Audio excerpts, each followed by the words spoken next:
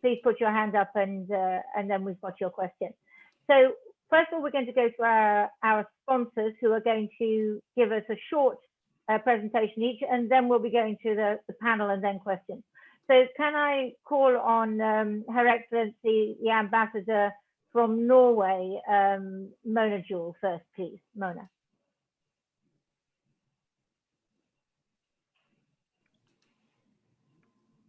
A very good morning to all of you, colleagues, friends. Great pleasure to be with you today, and a huge thank for all the organizers to bring us together to highlight this very, very important issue. It is an important day.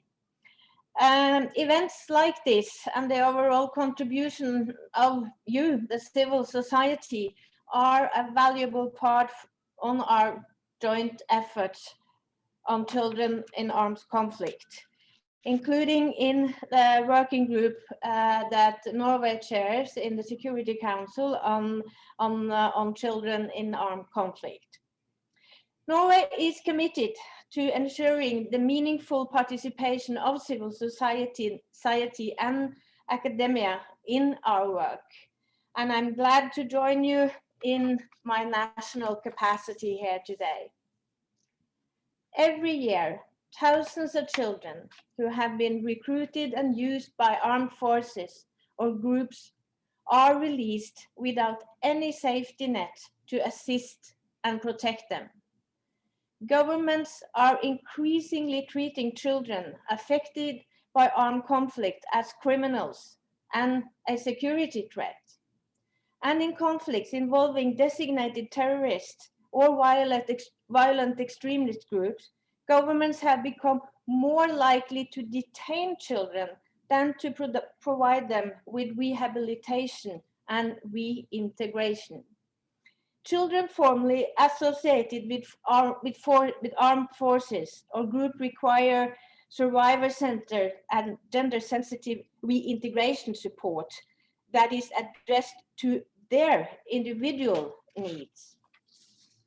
The importance of psychosocial support cannot be overestimated.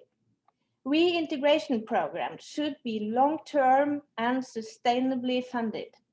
And we must raise awareness and work with communities to avoid stigmatization of these children. Above all, non-custodial measures should always be sought. This applies to all children under the age of 18, including those associated with non-state armed group. Handover protocols can be useful measures to avoid detention of children, and we support their use. They are a practical tool of the CAC agenda, and they enable the UN to engage directly and constructively with governments. Engaging with governments to end the detention of children is a crucial step toward their useful reintegration. It is also an important contribution to building sustainable and peaceful societies. Colleagues, I would also like to highlight the role of education. Safe access to quality education is both a protective and preventive measure and is key in the reintegration process.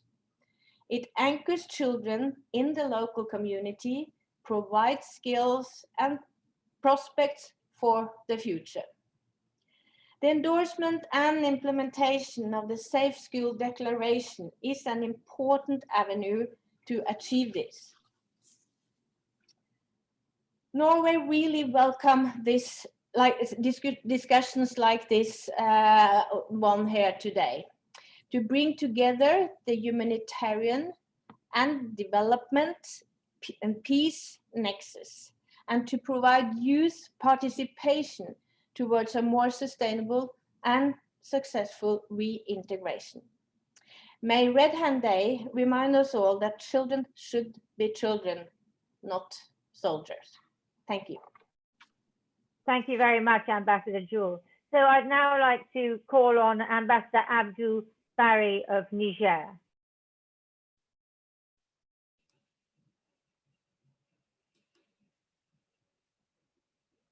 Thank you, Madam Chair.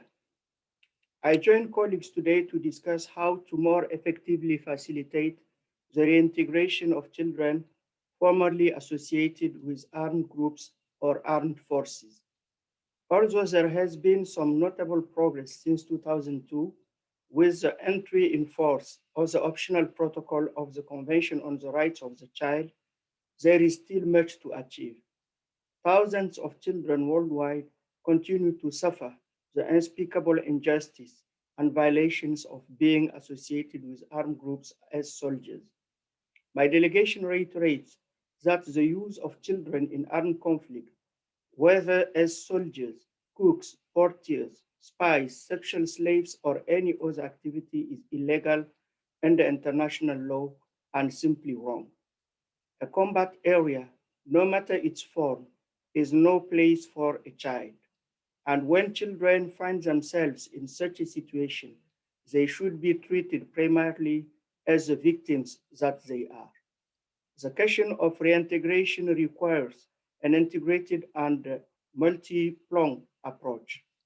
There are no easy answers to the important questions raised by today's meeting. However, my delegation would like to issue the following recommendations. Firstly, in areas experiencing protracted armed conflict and crisis, it is essential to ensure proper access to civil documentation in order to avoid the unintended recruitment of children by armed forces. There is also a need to reinforce relevant training to armed forces so that there is no equivoque about what the involvement of children, no matter the role, and also to reinforce the age screening procedures. Secondly, reintegration requires the involvement of child protection actors as much as communities. We therefore need to pay close attention to how communities respond to the return of children who have been associated with armed groups. Thirdly, the strengthening of national institutional frameworks is critical. My country, Niger, has adopted a handover protocol. Despite the logistical challenges on the ground in the region of Difa, national authorities swiftly transferred children formerly associated with Boko Haram from detention or military custody to civilian child protection authorities. We call on member states affected by armed conflict to adopt and implement handover protocols as an important measure in order to protect children from being doubly victimized. Fourth, a gendered approach to reintegration programs is critical.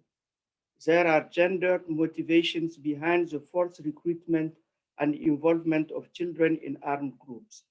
Consequences also manifest in ways that are gendered. While sexual violence involves both girls and boys, terrorist groups such as Boko Haram kidnap girls and women into the ranks of prisoners of war and use them as sex slaves or as human bombs. For survivors of conflict-related sexual violence, Niger believes that the adoption of a gender-sensitive response that is rights-based is not only necessary, but it could be a conduit to a successful reintegration. It could begin healing the fabric of the society and build resilience, not only for the survivors, but also for their families and their communities. In Difa and Tilaberi, Niger's regions more affected by insecurity, the Ministry of Child Protection, in collaboration with our partners, has established centers to facilitate access to basic services to women and girls, survivors, and those who have undergoing reintegration. Lastly, most existing reintegration programs often overlook the important need for access to education for children formerly associated with armed groups. One of the most basic human rights is the right to access education. Education, when provided well, could lift people out of poverty address gender inequality, and simply give dignity. It is therefore just as important for children who had faced conflict in ways that no child should. The PRST adopted under Niger's presidency last year specifically underlined the need for access to quality to all children, including those undergoing reintegration programs. Dear colleagues, we need to pay attention to the multi-dimensional crisis that children separated from armed groups encounter, often in a humanitarian context faced with protracted development challenges. As such, the issue of children reintegration deserves sustained attention and funding. In a context where the COVID-19 pandemic threatens years of hard-won gains in child protection, particularly in conflict-affected areas, it is important to maintain attention on one of the most important yet neglected aspects of peace building. Only 4% of the total humanitarian assistance budget is allocated to child protection. I conclude by emphasizing that every child who has been formally associated with conflict is a human being with a story and hopes, not a number. Children deserve to be listened to and heard in a safe environment which respects child protection safeguarding. Children formerly associated with armed groups or armed forces deserve a chance to live a life of dignity away from violence, indoctrination, and vulnerability, and most important, a chance for effective reintegration. I thank you for your attention. Thank you very much indeed, Ambassador Abarry. Now I would like to turn to His Excellency Christoph Heusgen, the Permanent Representative of Germany to the UN. Yes, good morning, everybody, and thanks, Lindsey, for the introduction. We are Germany's honored to participate and to co-sponsor this very important event today, and we are also honored to have a chance to give opening remarks alongside my distinguished colleague by Morna, who has just entered the Security Council. I wish her good luck also on this file, and alongside my friend Abarry. Abarry, I just listened carefully to your statement. It's wonderful to know you on the Security Council, to have somebody with so much experience also from your own country. And it was already a very substantive contribution to the discussion, if I may say so. So thank you for your leadership.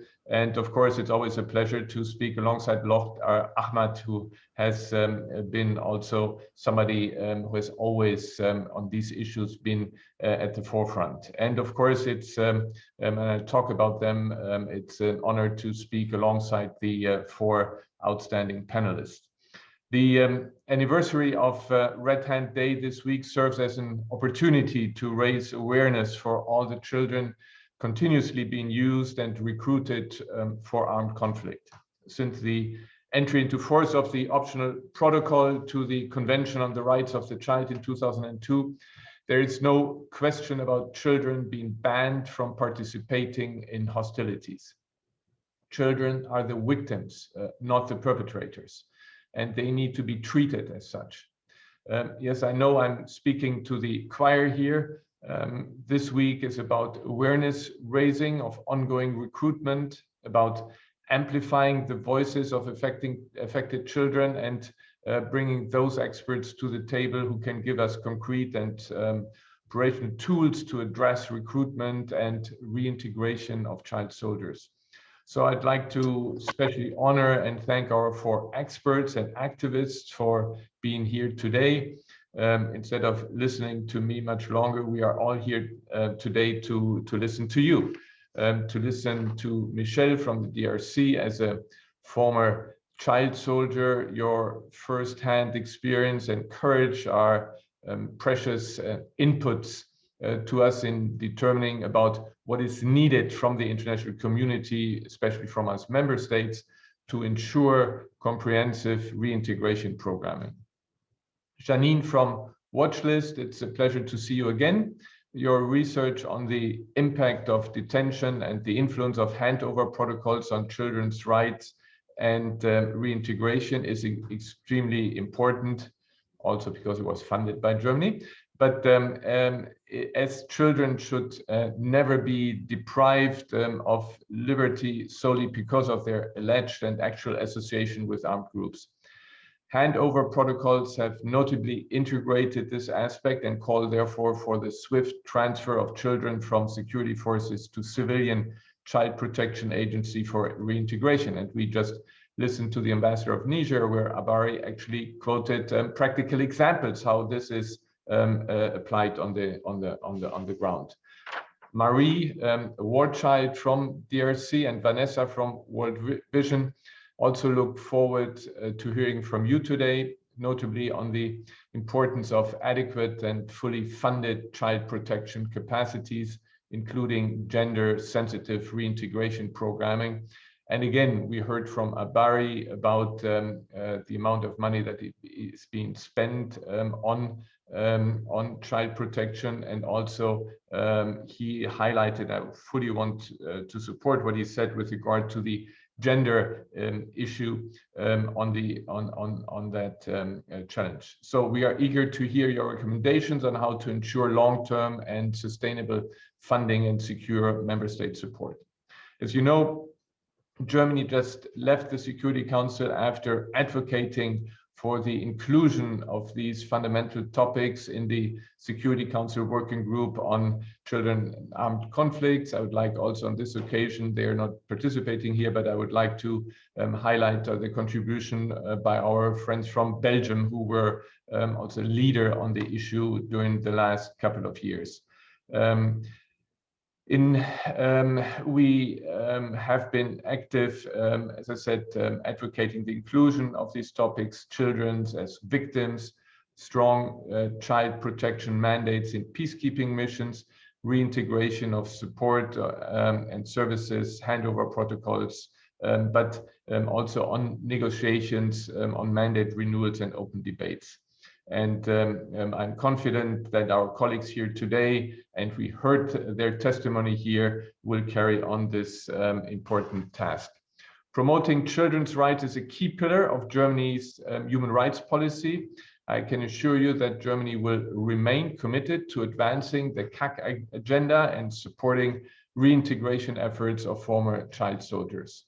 For example, this week we joined the social media campaign by Watchlist and many others to highlight the importance of Red Hand Day, and we'll be active tomorrow as well, as you will see on Twitter. I look forward to hearing your recommendations and to find further path to work together at the UN, but also on the ground. And that is for me key. It is very good to have discussions here in New York, but we sometimes, of course, know that we preach to the converted. What is important is what happens on the ground. And there, again, I would like to repeat what Abarry said, in concrete examples, and this should be an example for us. So thank you again, Lindsey, for having me, and back to you. Thank you, Ambassador Heusgen. Our final sponsor is the UK, and we are delighted to be joined by Lord Ahmad of Wimbledon, who is not only a Minister of State in the Foreign Office, but is the Prime Minister's Special Representative on Preventing Sexual Violence in Conflict. Lord Ahmad. Thank you, Lindsey, and good morning, Your Excellencies, ladies and gentlemen. It's a real pleasure to join myself and together with our co-host Watchlist on Children in Armed Conflict, Norway, Germany, and Niger, as we address the effective reintegration of children formerly associated with armed forces and groups. And it's great to be following a gentleman who, His Excellency, the Ambassador to the UN from Germany. I remember many times having discussions with both His Excellency and indeed Foreign Minister Heiko Maas on this very issue. Children's involvement in war is sadly not a new phenomenon. It's something that has become a reality of conflicts around the world. Children and young people are increasingly targets, not just incidental casualties. They are also tragically and sadly vulnerable to exploitation, forced often to fight and to witness and suffer unspeakable atrocities. The profound impact of this upon their well-being and life chances last long after the conflict has ceased. Let us not forget, these are children. They're at the start of their lives. Experiences of war have a detrimental impact about children's future prospects and those of their communities and wider issues of national security. When children are not fully and totally reintegrated properly, brutal cycles of violence sadly are more likely to continue. Today, as we come together, the eve of International Day Against the Use of Child Soldiers, it's an opportunity to come together and take stock of the progress that has been made, to share valuable insights, information, and experience. And importantly, it was those insights and experiences that will inform our collective next steps. The United Kingdom has been supporting the Global Coalition for Reintegration and working with like-minded partners and civil society, importantly, to advance this very agenda. And this is what we have learned so far. Firstly, we need to really rethink the issue of reintegration. It can no longer be viewed as a short-term and indeed solely humanitarian response. Programs that we invest in, that we come together in, that we collaborate on, must be long-term and embedded within work that supports the broader protective environment for children and their communities, and addresses the specific needs of the children they are seeking to support. If I may reflect on personal aspects, when I've met victims of violence from conflict, when I've met children survivors of violence, children survivors of sexual violence, which is weaponized in war, we must put the children first. We must consider child integration as not some periphery, but an essential pivotal element of post-conflict development and peace building. Otherwise, peace will always be short-term and fragile at best. Secondly, we must engage children directly to put their needs at the core of our policy making. You know, too often we decide for them. We don't listen to them. And more importantly, we need to hear them. Each child's experience in conflict is quite unique, and we can only truly understand what is in a child's best interest and provide effective bespoke support by engaging directly with them and listening. That is why the United Kingdom is committed to ensuring children are partners, not just perceived as periphery to our discussions. They should be empowered meaningfully to participate in decision-making forums that affect their lives. It is their future that we're collectively looking to rebuild. Thirdly, we need to mobilize community support to reintegrate children effectively. Again, not over last year, but prior to that, on my travels in conflict zones, visiting refugee camps, talking directly to children, I paid tribute to the community networks, including religious leaders, who are instrumental in strengthening community-level understanding and, importantly, acceptance for children formerly associated with armed groups. It's important that we get behind and change mindsets, combat issues of stigmatization, and establish long-term support systems for these children to allow them to become productive citizens of their own country tomorrow. Community networks, therefore, are vital and can help champion the clear need to treat children primarily as victims, not criminals. We therefore strongly advocate for states to ensure child detention is used only as a measure of absolute last resort for the shortest period of time and totally in line with UN Convention obligations. As the Prime Minister's Special Envoy for Preventing Sexual Violence in Conflict, I launched the Declaration of Humanity alongside faith and belief leaders in November 2020. This declaration is the first of its kind. It calls for prevention of sexual violence in conflict and totally and utterly denounces the stigma too often faced by survivors. As I've often said, and I will argue every time I speak on this, it is not right that victims who then become survivors, who survive the most horrendous ordeals against their person, then have to wear the badge of stigmatization by their own communities and families. We must bring faith and communities together.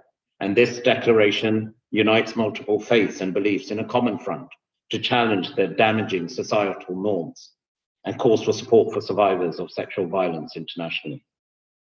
Therefore, to conclude my remarks, in the words of my personal inspiration, Mahatma Mohandas Gandhiji, who said, "If we are to teach real peace in this world, and if we are to carry out a real war against war, we shall have to begin with the children." It is not just morally right that we are, as an international community, coming together today to do what we can to avert conflicts of the future and shield children from the impacts of war. It also makes absolute hard-headed common sense for our national security and our global long-term well-being for all of us. In the hands of children and young people lies the opportunity to create a world unburdened by conflict. And, Your Excellencies, ladies and gentlemen, if we get that bit right in serving and protecting their best interests, we are collectively, collaboratively, in turn, serving the best interests of humankind as a whole. Thank you. Thank you very much indeed, Lord Ahmad, and it's very good to hear from all the representatives that their governments are indeed dedicated to this cause, and I hope that there are people on this call who are going to hold their feet to the fire and make sure that the priority which this cause seems to be being given by what we've heard so far, is translated into aid and into other kinds of commitments. It's very, very good to hear. Now we're going to turn to our panel. I'm just going to run through who they are, and then we'll go through them one by one, and they will each speak for about 7 or 8 minutes. Our first one is going to be Janine Morna, who is a research consultant with Watchlist on children and armed conflict. After Janine, we will hear from Soudnie Rivette, who is the head of programs at War Child in their office in the Democratic Republic of the Congo. Then Vanessa Saraiva, who's a humanitarian and protection advocacy advisor at World Vision. And finally, somebody who I think we really need to hear from, somebody who can tell us who's been through something that none of us have ever been through, which is that he was a child soldier himself. So we will have a lot to hear from Michel Chikwanine, who is now an activist and author. But let us start first of all with Janine Morna from Watchlist on children in armed conflict. Thank you, Lindsey. Thank you for that introduction, and good morning and good afternoon to all of the guests. Thank you for the opportunity to speak to you today and to share some insights from Watchlist research on the recruitment, use, and detention of children who've allegedly been associated with armed groups. So recent research and reporting, including Watchlist's own research, has pointed to the slow erosion of the status of children associated with armed groups as victims of conflict. Instead, government authorities are increasingly treating these children as perpetrators and as security threats. In at least 15 countries affected by armed conflict, children not only suffer at the hands of violent armed groups, but are also imprisoned by government authorities for their suspected involvement in those groups. While there is no exact data, the UN Secretary General reports over 2,500 children were detained in the context of armed conflict in 2019, although the actual figure is likely to be much higher. So what is behind this trend? Well, it's in part driven by an emerging tendency of states to criminalize children's association with armed groups, absent any other crime, especially in counterterrorism contexts. Under international law, including the optional protocol we celebrate here today, children involved in an armed conflict are considered primarily as victims of serious violations who require reintegration. Historically, international bodies like the Special Court of Sierra Leone have chosen not to prosecute children involved in conflict, but rather to focus on the people who recruited the children and forced them to commit the crimes in the first place. The UN Committee on the Rights of the Child states that governments should refrain from charging and prosecuting children for mere association with a non-state armed group. And yet, this trend continues, particularly as part of government's sometimes overbroad and heavy-handed response to groups it designates as terrorist. What is particularly striking is the lack of a nuanced definition of what constitutes association and the sheer breadth of activities that might deem a child a member of an armed group. There are reports of children detained for their roles as cooks, as guards, for selling vegetables to armed group members, for participating in religious courses and other such innocuous activities. Sometimes children are classified as members of an armed group because of a family member's association with that group. Under international law, individuals should only be held criminally liable and punished for acts for which they possess some personal culpability. Also, laws must be sufficiently precise to enable the individual to regulate his or her conduct. What is additionally disturbing is that the laws criminalizing association fail to recognize the unique vulnerability of children as target of arms groups and the spectrum of coercion that leads to their membership. In addition to forcible recruitment by armed groups, children join because of financial incentives, lack of access to education, lack of social relations, or to gain social status or escape family problems. Rarely is ideology the primary force motivating a child's decision to join a group. The consequence of this type of legislation is far-reaching. For example, in Iraq, a child that is allegedly associated with ISIS may face between 5 to 7 years in prison. Children are sometimes languishing in the most horrific of conditions for crimes that have been committed against them. In addition, their detention may fuel grievances against the government, undermining the security the state seeks to establish. Also, once children are branded members of a particular armed group, especially certain groups designated as terrorist, they may face stigma from their communities, hindering their ability to reintegrate back into society and support themselves. Fearing retaliation from their communities, they may go to live in displacement camps upon their release, sometimes leading to long-term separation from their families.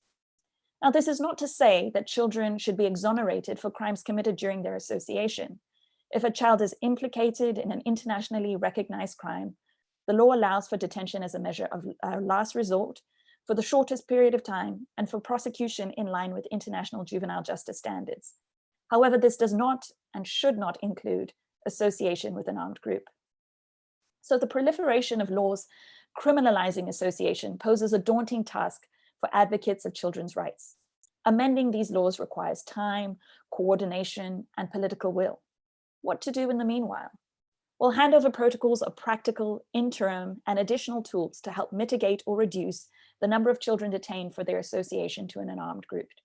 So for those of you in the audience less familiar with these instruments, handover protocols are agreements either between relevant government ministries supported by the UN or between the UN and the government to swiftly transfer children allegedly associated with armed groups to civilian child protection agencies for reintegration. They typically include provisions on the treatment of children while in the custody of security forces and details about notification and handover procedures. They've been negotiated in a variety of contexts, sometimes against a backdrop of legislation that fails to recognize the status of children as victims. Governments have signed such agreements in at least 7 conflict-affected countries, and the UN has negotiated and initiated negotiations in at least 4 others. It's important to note that handover protocols are not guarantees of immunity. If a child is suspected of a serious, internationally recognized crime beyond mere association with an armed group, he or she may be prosecuted in line with international juvenile justice standards, where the judge considers his or her recruitment a mitigating factor in the criminal proceedings. So handover protocols are strategic and important tools for promoting the release of children detained for association for many different reasons. In many cases, handover protocols are less contentious to negotiate than, for example, other more multifaceted agreements like action plans. They strengthen the systematic coordination between the security and civilian child protection actors to provide children with a safe avenue to leave armed groups and receive the reintegration support they need to become more productive members of society. Children allegedly associated with armed groups who are able to return to school or attend training programs are generally able to increase their employment opportunities and achieve a sense of normalcy in their lives. By rejoining their communities, children are able to break cycles of violence and ensure long-term peace and security. Finally, even when releases don't take place as routinely as stipulated in handover protocols, child protection actors have heavily relied on these agreements in their advocacy. Despite sometimes inconsistent implementation of handover protocols, all countries with these agreements have reported successful releases of children from detention facilities.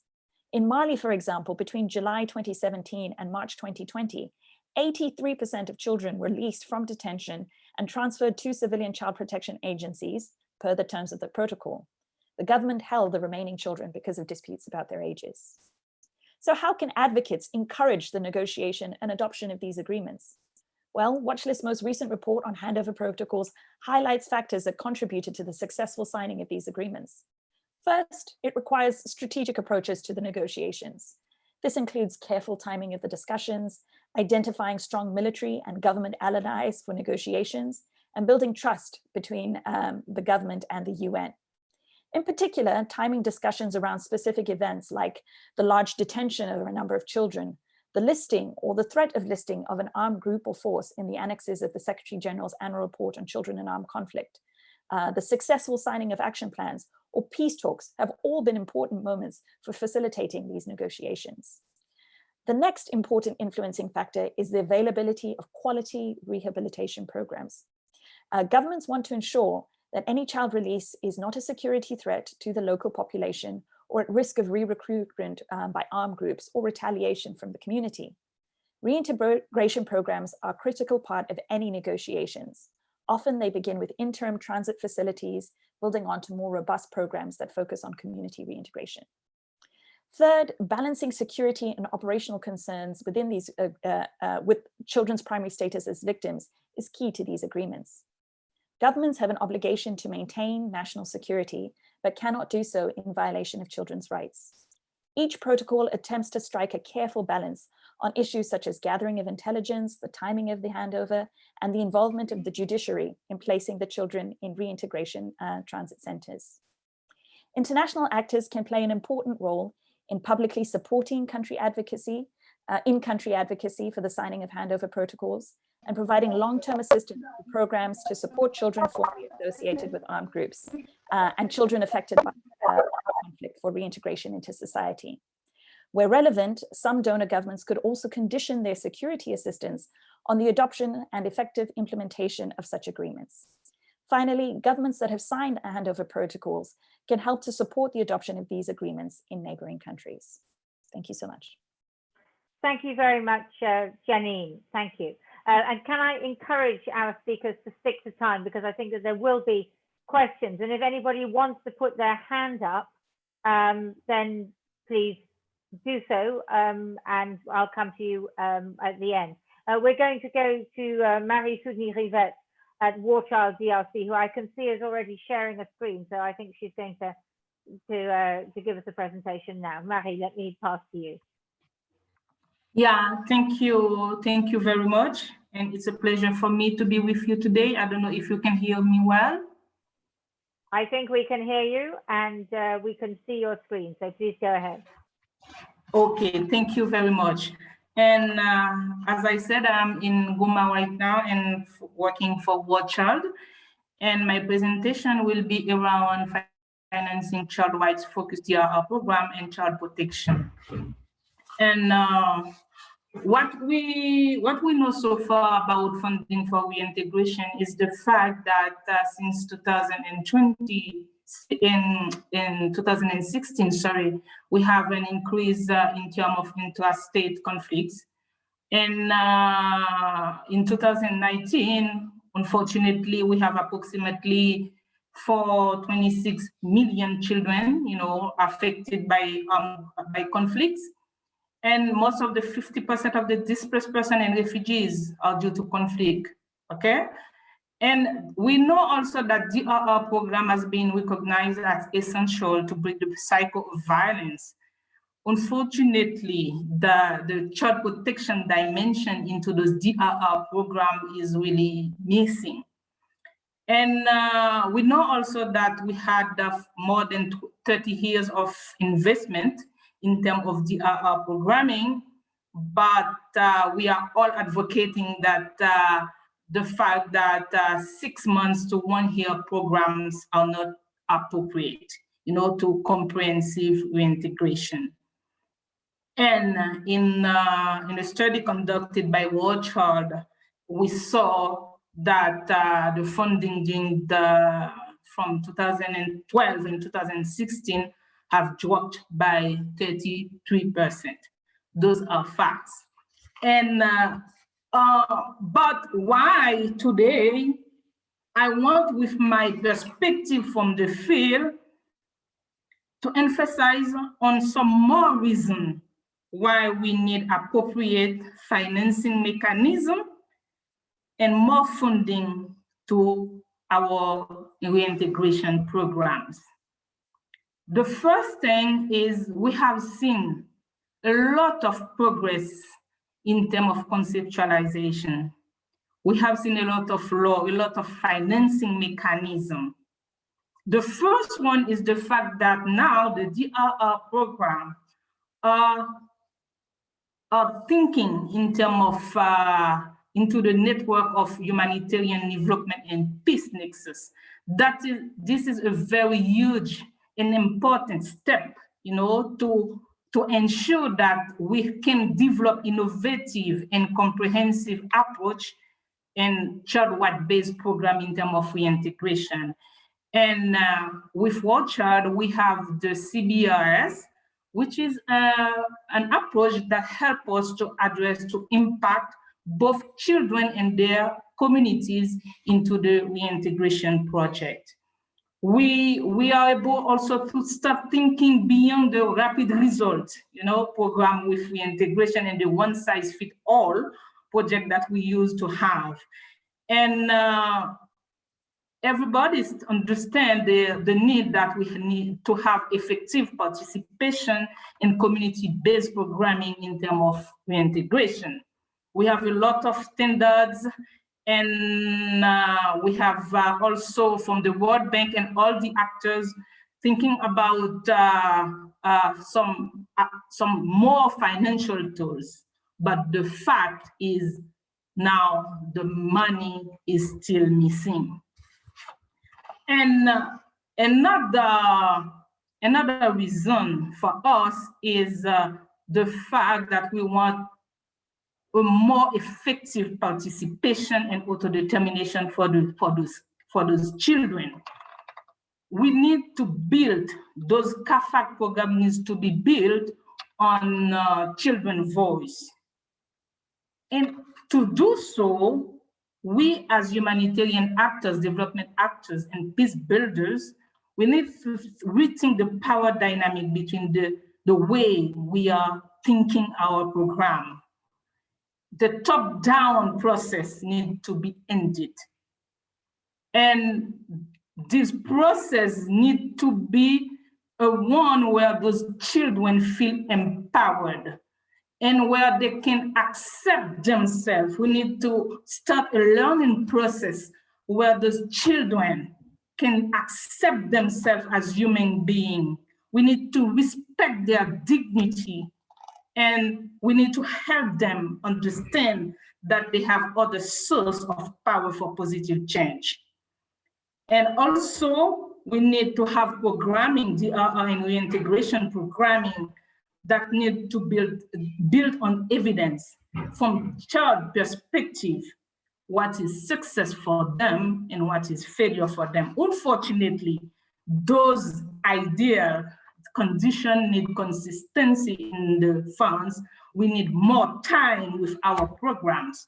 We need more flexibility, because sometimes when we are talking about children, it's children. They need time to understand, they need time to learn, they need time to participate. We need also engagement from ourselves and from our donors. Another point that I want to raise here is the need for coordination in the ground. Because when we are saying that reintegration cannot evolve by itself, we need to understand reintegration program into the larger agenda of peace building. And sometimes we need to see how our reintegration can, stop the cycle of recruitment. And we cannot have reintegration program without really understand the impact and condition that leads to the recruitment. Okay, we need time to understand, to conduct appropriate investigation in the field. We need also time to build citizens. I've heard all the intervention before me talk about the right for children to participate, but they need to be supported in this process. From trauma to active citizen, it's a long way to go. We cannot just with a 6-month project trying to make any miracles with those children. And as I said earlier, children, the community need to be supportive. Now we are talking about community acceptance, but we need to move forward. We need to have community that support this process, that participate in this process, not only civil society in the field, but also local authorities. So I think coordination is not in the higher level. We need to have it concretely in the field where the community feel we can have this ownership from the community with this process, with the reintegration process. And the point is today as World Child, and we want to join our voice to all actors working in the field of reintegration for CAFAG. We are all advocating for more comprehensive, for long-term, for flexibility in terms of funding. This is why we want to put emphasis on the fact that we need multi-year, predictable and sustainable funding mechanism. We want to promote consortium to break the silo, because when we have a 6 months, a 1-year project, the result, unfortunately, is the priority, and sometimes coordination is missing. We need to have more time to invest into prevention. The fact that we are putting our reintegration program into the humanitarian development and peace nexus need also that we need to time to understand how concretely our program can contribute to this process. The participation, I have already talked about it, and I want to put an emphasis now on the girls, because when we are talking about participation, it's not only for boys, and we all know that there's many other challenges for girls, for former girls involved in conflicts to participate. So we need time and really money to do so. And to my last point is this financing mechanism need to be for all children. We need, and I really emphasize on that, we really advocate also to end discrimination against child soldiers. You know, we need to end the criminalization of children formally associated with extremist groups. So that's all for now. I hope that I didn't talk a lot, and for us, for every child, every rights. Thank you. Thank you very much, Marie. And if you could take your screen off so we can see it, that's marvelous. Thank you very much indeed. And so now I'm going to turn to Vanessa Saraiva from World Vision. Hi there. Thank you for inviting me to speak on World Vision's work in ending and preventing child recruitment and use, particularly given the experience of girls in South Sudan. I'll highlight for you the gender responsive requirements necessary to ensure that we're meeting the needs of children associated with armed conflict and address the systemic inequalities which primarily affect girls. So when we think of children associated with armed forces and groups, we do so through a gender blind and masculine lens. Both boys and girls are recruited, we know this, and we know that they have various roles determined based on sex and age. Adolescent boys recruited into combatant roles. Adolescent girls are too, into combatant activities, intelligence gathering, forced marriage, childbirth. World Vision's No Choice research study looks at the drivers of child recruitment and the complexities between children being forcibly recruited and children choosing to engage with armed groups. Interestingly, the activities that adolescent girls take on expose them to roles and responsibilities not typically associated with what it means to be a girl or woman. The typical gender stereotypes which often limit how girls and their communities see themselves and the opportunities that are available to them. This sense of freedom from limitations of gender norms and not necessarily seeing themselves as victims impacts potential recidivism, especially in light of South Sudan's backdrop of deeply rooted patriarchy, gender inequalities, and power imbalances. Where girls and women are often seen as second-class citizens with diminished social value, a perceived escape from the daunting life ahead is striking. Most girls who have been released are survivors of some form of GBV, and the complexities of supporting child survivors are difficult. Adolescent girls who are pregnant or with children and return home do feel an additional burden, particularly as parents have meager income and may be unable to support them. In some cases, girls do feel as if their only choice is to remain in the group. So in South Sudan, World Vision's reintegration program placed a priority on addressing the complex protection concerns and needs of these children on an individual care basis. Taking this individualized approach enabled us to respond to their unique needs, albeit in a more expensive and unpredictable approach, because it does ensure that we're being gender responsive. To support our reintegration and prevent re-recruitment, we emphasize both economic and social reintegration, which prioritizes rebuilding relationships and trust. So I'll go through a few key activities that are important. So strengthening education enrollment, including for young mothers. In a country where girls' education has been devalued in favor of domestic work, or because household income is insufficient, girls are deprioritized under the guise of boys having greater potential for success. One young girl who was pregnant when she was released from the group told me that she preferred returning to school, but was fearful of the stigma that she would receive. So how do we strengthen that enrollment?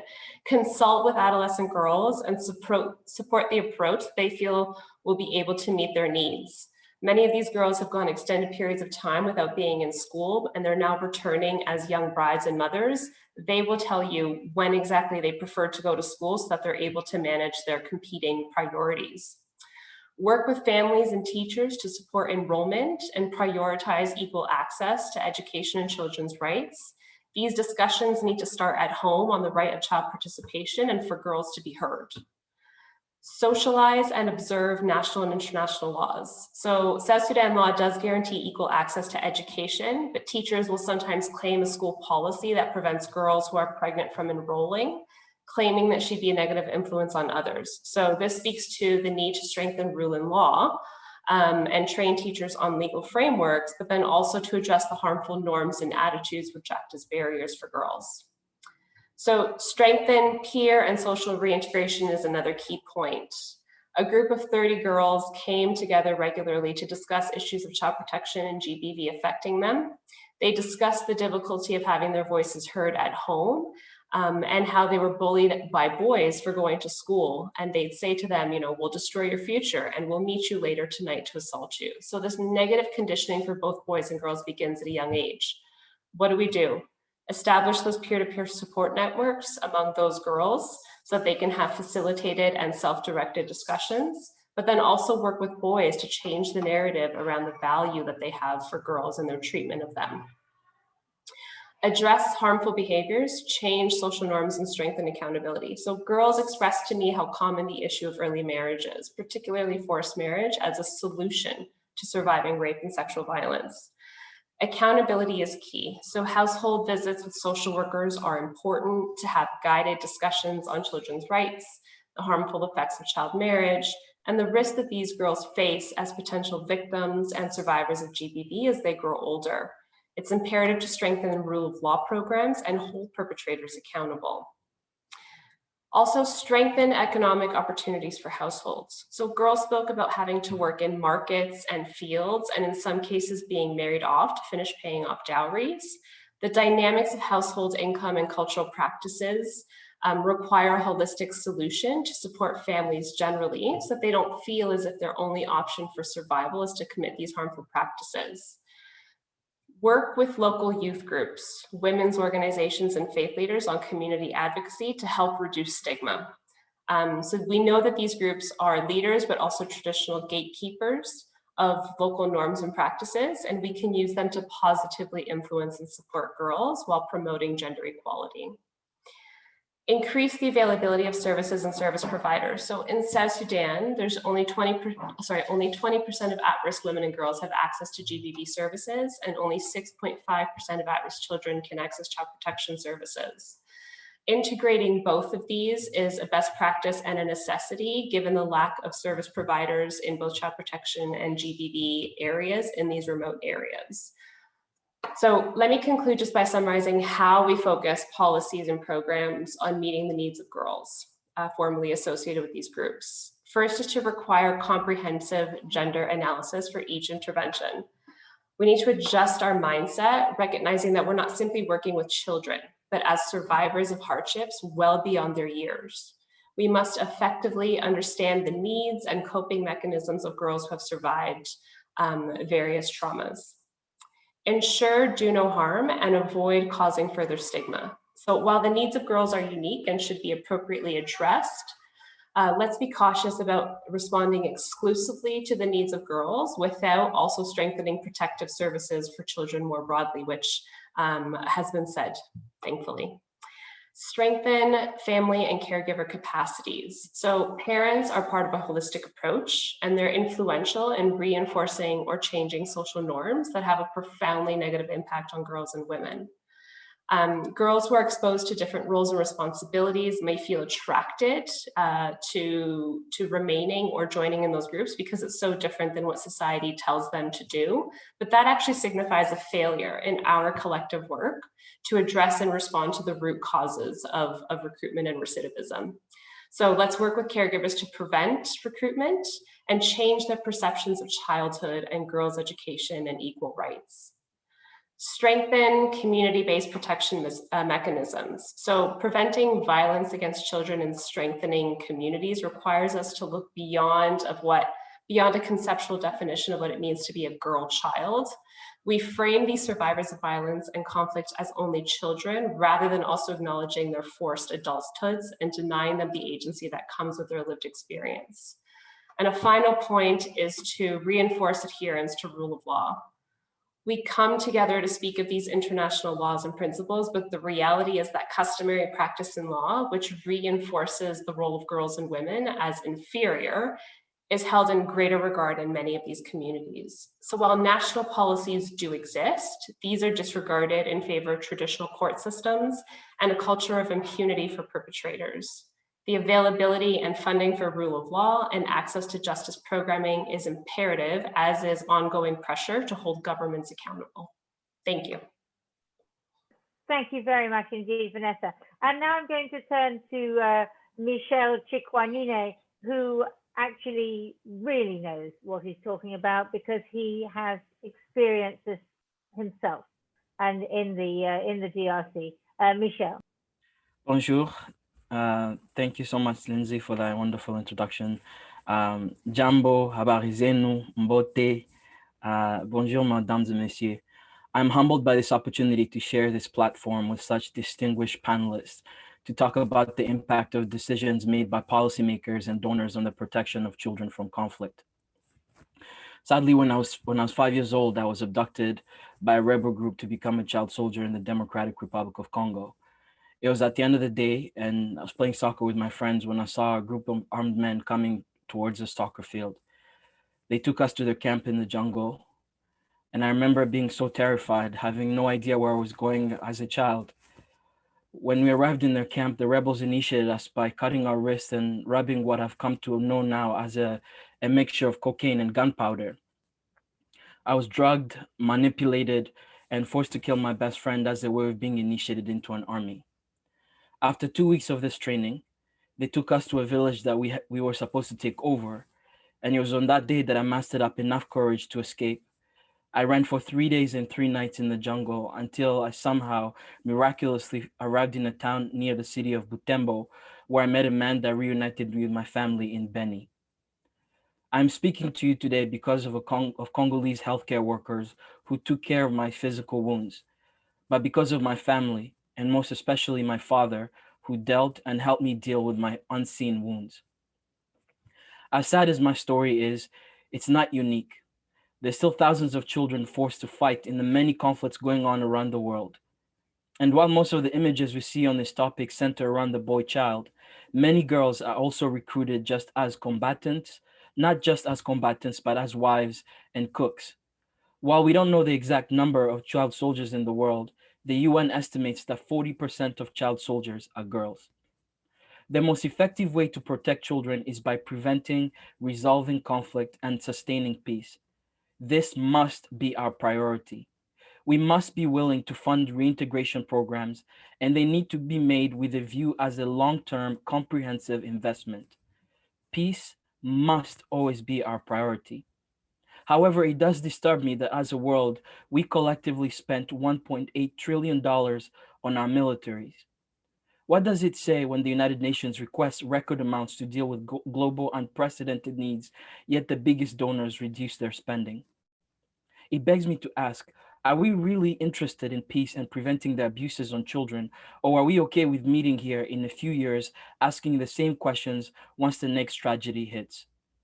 The international community has to find better ways to leverage influence on parties in conflict and to illustrate the enormous cost of war, both on the future of children and on their communities, but also to our collective security. We need to first tell the truth that war has become and has always been profitable for some. The international community needs to be firm and clear in illustrating the enormous cost of those profits and find ways to make it less profitable for those funding, selling weapons, meddling in other countries, not just the ones who are on the ground fighting. And finally, the international community should not, in any case, sell weapons to parties who recruit or commit other violations against children. As a Congolese, I cannot emphasize enough how important and serious this statement is. Young people have told us.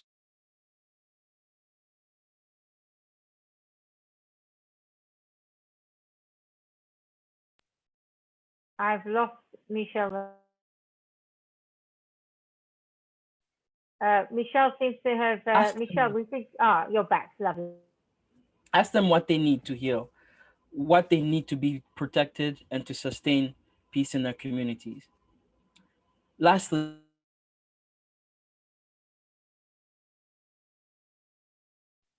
we seem to have a screen freezing issue there. Let's just have one more go at getting Michel's final comment. An armed conflict is no longer the conflict du jour.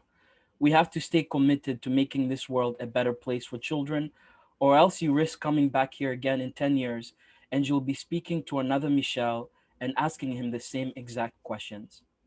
Thank you.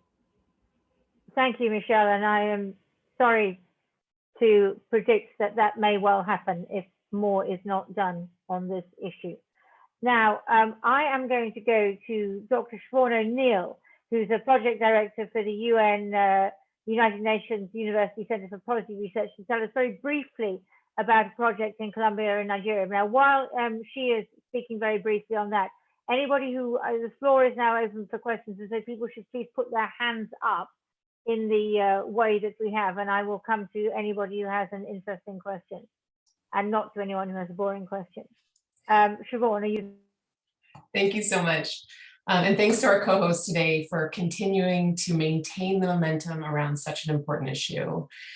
Given that today's meeting follows on the November 2019 ARIA formula meeting on child reintegration, I wanted to provide a brief update that addresses some of the key themes that our excellent panel identified today. So first, in that ARIA in 2019, one of the focus points was really on how to engage formerly associated children and youth to be involved in the design and implementation of reintegration programming solutions that impact them directly, to ensure, as Marie says, that programming is built on the voices of children. So in that meeting, I presented a participatory research approach, including a game, meant to use and engage former CAFAG to understand their needs and their experiences. This was co-developed with War Child UK and pilot tested in the Central African Republic. This is really to help make sure that programming is built on the experiences and needs of children, that it's gender responsive, and that it's evidence-based. I wanted to update you and let you know that now we have a field version of that game, which we are sharing with our partners and further testing in multiple contexts. We also have a printable version, which hopefully will be online tomorrow for Red Hand Day, which anyone can use in any context. So you can print it out easily and you can use it as a way of engaging young people on questions like recruitment and reintegration, the challenges they face but also the sources of strength that support them. So we're testing this as part of this Managing Exits from Armed Conflict initiative in Nigeria and Colombia, as was mentioned, with great support from several of the co-hosts today, including UK and Norway. And this is really about building that robust evidence base, the evidence base that we need to make sure that our programming for children really supports those full and sustainable reintegration into civilian life, and to assess which of the UN programs and those supported by the UN are the most effective, but also the most efficient with our donor dollars to make sure this is really being useful. I look forward to working with the CAC community further to bring this emerging evidence to you to help support the programming process. But just one thing to say, the early evidence we have coming out of Northeast Nigeria, for example, is already supporting what has been said today, that we need longer term support, holistic support that is responsive to children needs and engages them, and support that is gender sensitive. So I look forward to updating you further as we collect more data. Thank you.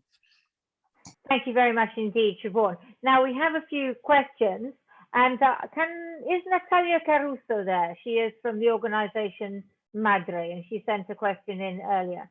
Are you there, Natalia?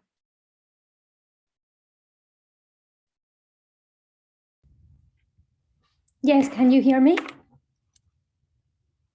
We can hear you, Natalia. Please go ahead with your question, and then I'll decide who it goes to. Yeah, I was just interested in hearing from some of the panelists and what do you think are some of the good strategies in how to reintegrate some of the child soldiers. And thank you for all the presentations. I feel like I'm interested in more like, what has worked at the local level, right? And how do you build on the community involvement and the community response for reintegration? Thank you. I'd like to put that to Michel, if I may. Michel, what has actually worked on reintegrating children as you like you were? Yeah, so thank you for that question. I would like to address that in a couple of small ways. For me, I didn't deal with any NGOs or any non-governmental actors. For me, it was my family, and this is where I was saying, I think it was reiterated here, the point of the importance of community to take ownership of the reintegration of children within their communities.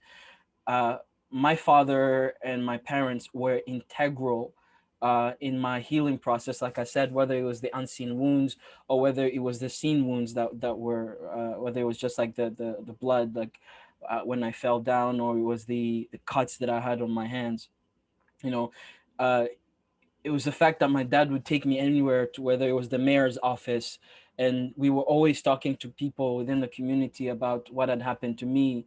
And so the community really kind of took ownership of what had happened to me. And it was that really helped me to be what I am. And one of the points that I really, I'll end on this point and say that, broken relationships make broken people. And if you make great relationships with communities, you'll get great people. And child soldiers, whether females or males, are people who are broken, because that's what the experience does. It breaks you down psychologically, emotionally, physically. And to rebuild that child again, you need to build great relationships for them, whether again that is the family, the community itself, or whether it is just the people next to them. That relationship is incredibly important. Thanks very much. And I think that really brings out what some of the other speakers were saying earlier about the importance of these programs being part of the community, that these children are not living in isolation, and the whole issue of programs must be longer and they must be integrated. I mean, that makes so much sense. I'm actually, instead of putting that question to the others, I'm going to go to Bruno Rios, of Mexico. Bruno, can you give us your question? Many thanks to the organizers for convening this event in advance of Red Hand Day, and also we would like to underline the key role that civil society plays as we come to these discussions in the Security Council and elsewhere in the UN system. I wanted to highlight one aspect that was particularly mentioned by Ms. Saraiva, in terms of how girls that have been recruited many times undertake roles that go beyond the usual gender positions and gender roles that they have in their societies. As we go into the reintegration programs and aspects, how do we avoid sending them back precisely into those gender roles that they had been a part of, and that they, in a way, were unwillingly, definitely, but were given an opportunity to expand beyond what they would be regularly expected to be doing and behaving. So how, as the UN system, as the humanitarian actors and the like, how do we avoid taking them back into that back where they were? charge? Yeah, no, I think we understand. It's a good question. We understand it. Vanessa, can you? Thank you. Vanessa, can you answer that? How do you avoid sending these girls back to exactly the same circumstance they were in before? Thank you for the question.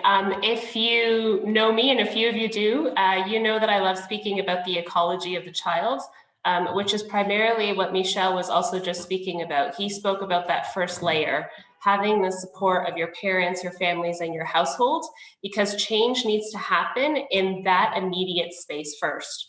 When I spoke about boys who are bullying girls, they need to understand that they're bullying their sister, and not all boys bully girls, of course, but they need to feel that tie to understand that they, those are their sisters or their mothers or their aunts. So you need to have that community, that household level family support. And then also in communities, right? So in communities, you need to have opportunities and job prospects and this economic independence for women. And those are such difficult mindsets and behaviors to change, particularly in South Sudan, where the patriarchy is so deep rooted. So it's small levels of incremental change over time that will help. And one of the final things I will say, because I know we have other questions, is really listening to what girls want and how you could support them. I'll give you a practical example, but in some of our programming, we sometimes assumed and then quickly corrected that girls who had been out of school for X amount of time, maybe they just wanted to go straight into vocational skills training or economic programming. But they said, no, we want to go back to school. We'll do evening classes, we'll do whatever we can, but school is where we feel our future has a much better chance of being productive and positive is if we go to school rather than getting pigeonholed into something else. So really listening to those girls' voices.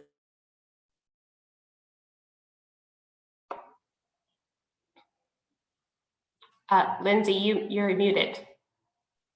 It doesn't help, does it, if the chair is muted? Although some might say it does.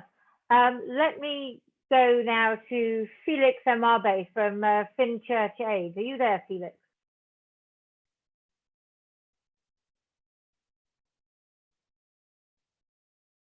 No, we're not seeing Felix. Felix had rather a good question. I don't see Felix. I'm going to ask Felix this question, which was sent in advance, because it's a very good question, which is about individual criminal liability, and where he's looking particularly at the case of Dominic Ongwen, which is extremely interesting. You know, Dominic Ongwen of the Lord's Resistance Army, who was sentenced at the International, no, wasn't sentenced, but he was convicted at the International Criminal Court last week for various crimes against humanity and war crimes, appalling crimes against children. And yet he, of course, was initially a child soldier. Janine, is that something you can tell me? Because you were talking about the criminalization of children, which we understand, but then what about when they become adults and repeat these appalling patterns? Yeah, it's obviously, it's a very complicated issue. I think strictly from a sort of legal perspective, I think the argument is it's important for people to be able to receive accountability for crimes committed against them, but that a child's recruitment has to be considered as a mitigating factor in the sentencing and in those proceedings. So it's something that's acknowledged. I think the fact that they've been forced into participating in these groups, but that doesn't necessarily mean that they cannot be held accountable down the line for some of the atrocities that might have been committed. So I think that's really sort of the legal approach is to recognize the recruitment as a violation against them in the proceedings. Thank you. Let's go. I wonder if Stefano Batain of War Child is there, because he also had an interesting question. Are you with us, Stefan? Yes, I am. Can you hear me well? We can hear you perfectly. Go ahead. Yeah. Well, my question to the panel, as War Child UK Food Security and Livelihoods Advisor, is what is, in their opinion, the role of livelihoods in preventing the recruitment and facilitating the reintegration of children formerly associated with armed forces and armed groups?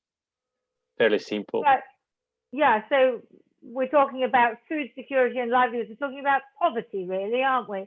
Marie, can you take that one? What role does food security, livelihoods, poverty play in the recruitment of child soldiers, but also in what happens to them when you're trying to reintegrate?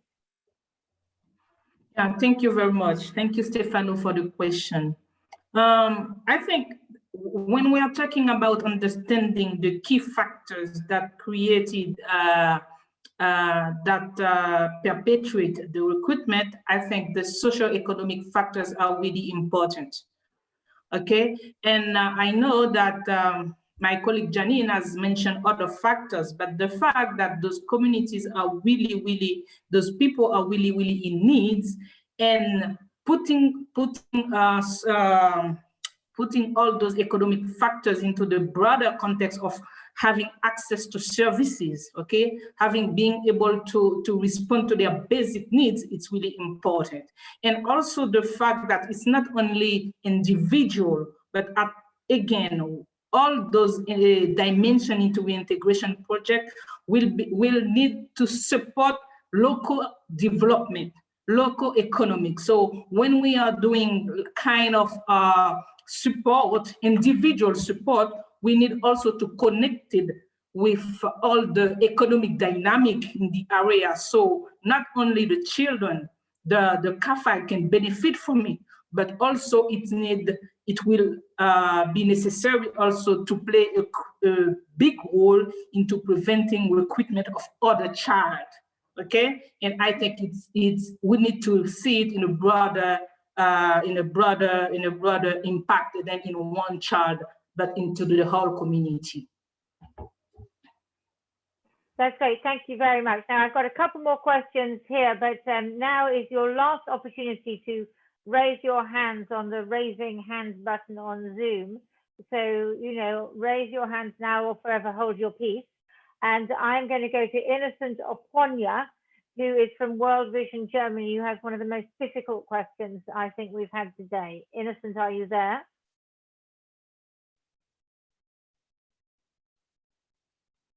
I'm not hearing Innocent. I will ask his question if he doesn't come up with it. Innocent, are you there? No sign of Innocent, so he's disappeared. He raised his hand and then ran away. But he has a very difficult and important question, which is how can we ensure that firearm manufacturers are held accountable when their weapons end up in the hands of children? I don't have an answer to that question. Does anybody? I'm looking at the panel. This is a difficult question. I'm going to ask, who am I going to ask? I think I might ask Janine again, because you were dealing with some legal issues. Go on, it's a very difficult question. What do we do? These weapons, and frankly, they're quite often old AK-47s, aren't they? So, which were manufactured a long time ago. But is there anything that can be done about firearm manufacturers whose weapons end up in the hands of children? In terms of the company responsibility, I have to be honest, I off the top of my head, I'm not sure. But there are things we can do to hold, governments that provide, arming and security assistance to perhaps other governments that recruit and use children. There are things that you can do to hold those kinds of parties accountable through the UN and through other mechanisms. So I think there are ways in which to hold states that provide funding assistance that ends up in the hands of children accountable. But as to sort of specific liability for private companies, I'm not sure.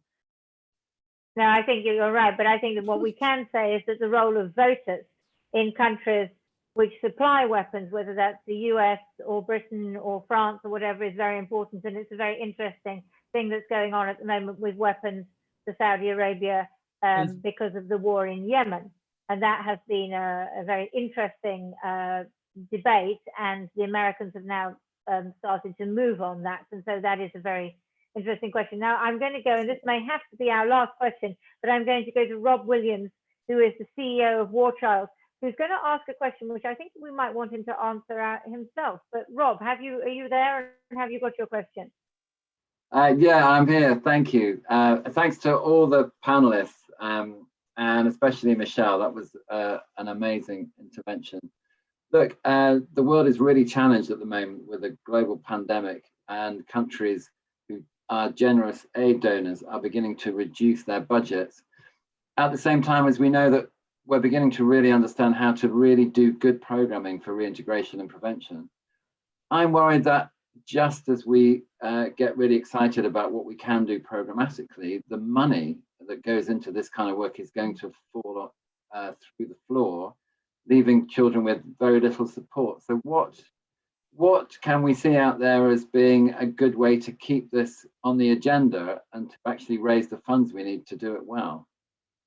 It's a very good question. I can see somebody from the UK mission there. Do you want to answer that question, gentleman from the UK mission? I don't know your name. Oh, he's pressing his button. Yeah. Yeah, thank you. Look, I think the point to make is the UK is still a very large provider of humanitarian assistance, and we will continue to be. Working on this issue in the UN, it's an area where we continue to put high priority, and we will continue to advocate for strong conclusions in the UN's working group on children in armed conflict, seeking to make those implemented and to follow through on those. And it's important that we have sessions like today where we hear ideas, hear quite powerful interventions from people like Michel, and so we can reflect on all of that and design policies in response. Thank you. Thank you. Thank you very much. And now, actually, for the last word, I am going to go back to Michel. So we've heard of all of these interventions today from donors like that, and also from the practitioners. What do you want us to do? Everybody on this call, Michel, what do you want each of us to do? I think everything that needs to be said, we've kind of mentioned it, right? Maybe not in detail, but I think the importance of funding, of looking at reintegration as a long-term project. Terribly, what tends to happen most of the time is whenever there's a conflict du jour, all the cameras turn there, and all the NGOs also go where the cameras is, because that's where the funding goes. And that's kind of that has been sort of the way humanitarianism has gone for a long period of time. And I think really focusing on, even if it's not, for lack of a better term right now, just because of timing, even if it's not sexy, we need to keep the cameras, even if the cameras are not there, keep our focus on making sure that those programs are safe for children. And it's not a lack of money. And to go back to the question that Rob was asking, I don't think it's a lack of funding, which is exactly what I said. Countries are spending $1.8 trillion on war, right? So as a collective world, we are funding our militaries at an enormous rate. And if we were to switch some of that funding into peace, it makes, I know it sounds very hippie, but peace must be a priority, because peace, when we talk about peace and focusing on that, and we put funding into that, not just in our words, in our statements, but also in funding, then our world will be peaceful, right? Funding projects to make sure that there is no poverty, something that Marie talked about, that what tends to really create some of these issues is, again, there is a lack of food, of just sustenance for a lot of people. And so I think that's what I wanted to end it off of. Peace must be a priority, not just in our statements, but in our funding. Thank you very much, Michel, and you are forgiven for being a bit of a hippie. It's all right. We will let you do that. What you're not forgiven for is blaming television journalists for the problem. That I don't forgive you for, but it's all right. Okay, ladies and gentlemen, thank you very much for coming to this session. And tomorrow we will celebrate, if that's the right word, maybe mark Red Hand Day and think of all the child soldiers in this world. And certainly what makes me feel a little bit better about it is the number of people on this call and the number of people who are trying to do something about it. So thank you very much. And good morning, good afternoon.